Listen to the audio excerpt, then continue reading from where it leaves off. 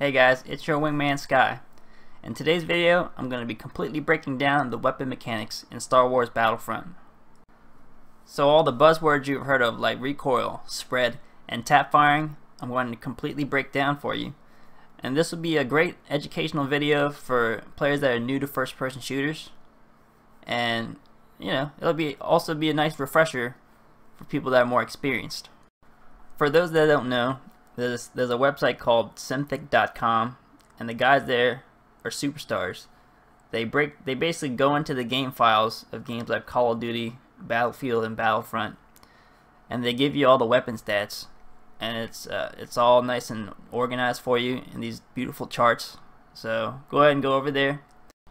The purpose of this video is going to be more so to show you how to read the charts. So for today's video, I'm going to specifically break down the SE-14C, which is one of the best close to mid-range guns in Star Wars Battlefront. So pulling up the graphics from simthic.com, you get a bunch of numbers, some arrows, and a line graph. Probably the most important property in Star Wars Battlefront that's probably misunderstood by most new players is the information that's found all the way to the right, and that's spread and spread increase or bloom. The white numbers basically indicate that, like most guns in Battlefront, the SE-14C has no initial spread whether you're moving, aiming down sights, or hip firing. However, after holding down the trigger, the SE-14C spread increases at a rate of 0.3 degrees per shot and decreases at a rate of 50 degrees per second. So to better demonstrate these mechanics, I'm going to cut to some gameplay on the field. Alrighty, here we go. And a jet.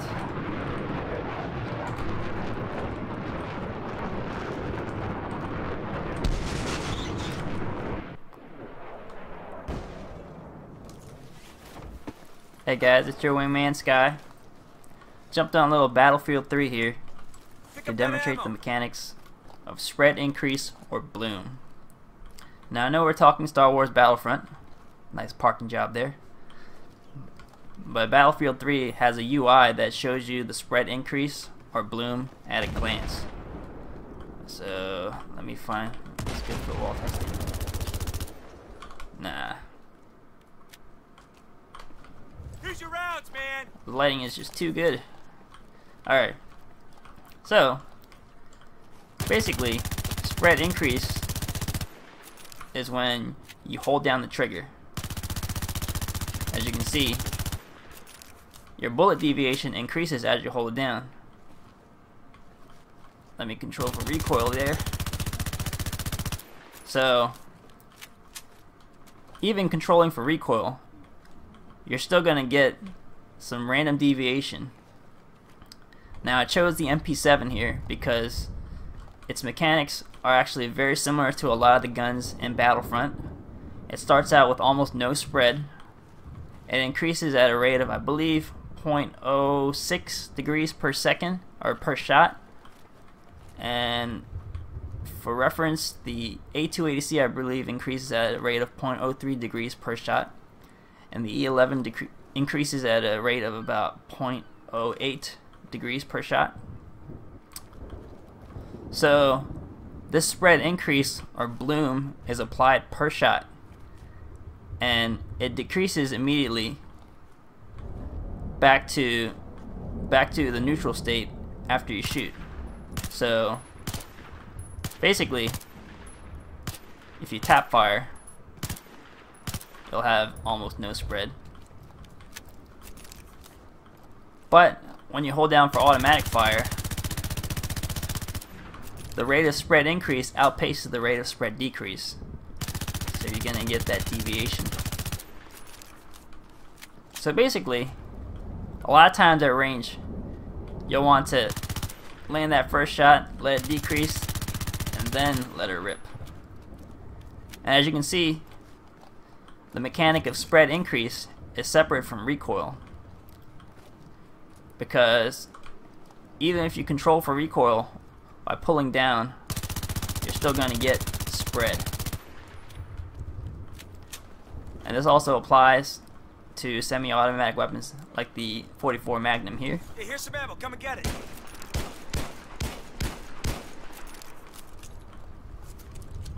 As you can see, if you tap fire, you can get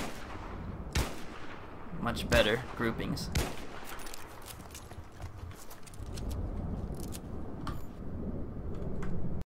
Hopefully that cleared up the mechanics of spread and bloom and why you need to tap fire at range with certain guns. You'll notice that the MP7 had a spread increase of 0.06 degrees per shot, and the SE14C actually has a spread increase of 0.3 degrees per shot, which is a whole lot more. But remember that the SE14C is a burst fire weapon, so the spread actually returns back to neutral after each burst. Next, I'll examine the effects of recoil on your gun, and once again, I'm going to cut through some footage of Battlefield 3. Hey guys, it's Sky again, and this time I'm going to be breaking down recoil.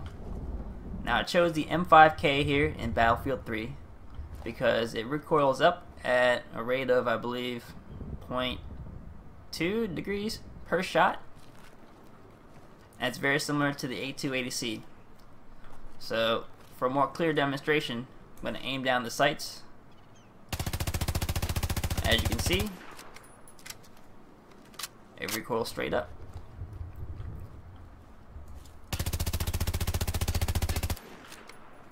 And much like spread increase, recoil also decreases immediately after you let off the trigger. So tap fire, you're going to experience almost no recoil. But obviously, when you hold down for automatic fire, you're going to get that increase, sharp increase in recoil. Now, guns also have side-to-side recoil, and this M5K here actually doesn't really have noticeable side-to-side recoil. A lot of times you're going to have a recoil left stat and a recoil right stat, and if the recoil left outweighs the recoil right, then you're going to have a pull probably to the left as you fire. Yep. And generally in Battlefront you don't really have to worry about recoil too much. Most of the guns don't have a lot of recoil, and the ones that do are semi-automatic or they're burst fire. So the recoil is going to return to center after each burst, after every shot. The only gun that has significant recoil, well, the only guns that have significant recoil and are automatic fire are the A280C and the RT97C. And those guns are going to behave pretty similar to the M5K here. So pull down a little bit, and it's pretty easy to control for recoil. In my opinion, recoil is not a big deal in Battlefront. You're going to have to pay more attention to spread than recoil. Alrighty, well, I hope that clears up recoil. And this video is already long enough, so I'm actually going to cover one more topic, and that is time to kill. Now, all infantry players in Battlefront have 100 health. Hero players obviously have more health. So the most important information as it regards to time to kill is bullets to kill and rate of fire. As you can see here, the SE14C does 20 damage up close and drops off to 10 damage at a range. So theoretically, the SE14C is a 1 burst kill up to 20 meters and a 2 burst kill up to its maximum range of 1200 meters. You will also notice the stats of bullet speed, which is 400 meters per second for the SE14C, which is actually a little bit lower than most of the guns in Battlefront, which have 500 meters per second bullet speed, so you may need to lead just a little bit more at range. You'll also see that the SE14C has a bullet drop of 0 meters per second squared, like most of the guns in Battlefront. Only the cycler rifle actually has bullet drop.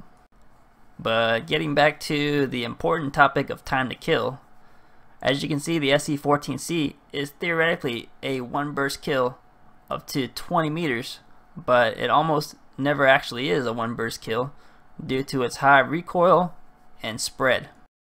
You can actually run focus fire to decrease the SE-14C's recoil, spread, and bloom to get much closer to that theoretical one burst kill and two burst kill at ranges. However, it's up to you if you want to give up scan pulse, and that's generally something I don't like to do on close quarters maps. Well, this video is going on long enough. Hopefully it was informational and entertaining. If you have any questions, let us know in the comments. Thanks for watching, and I'll see you in the next one.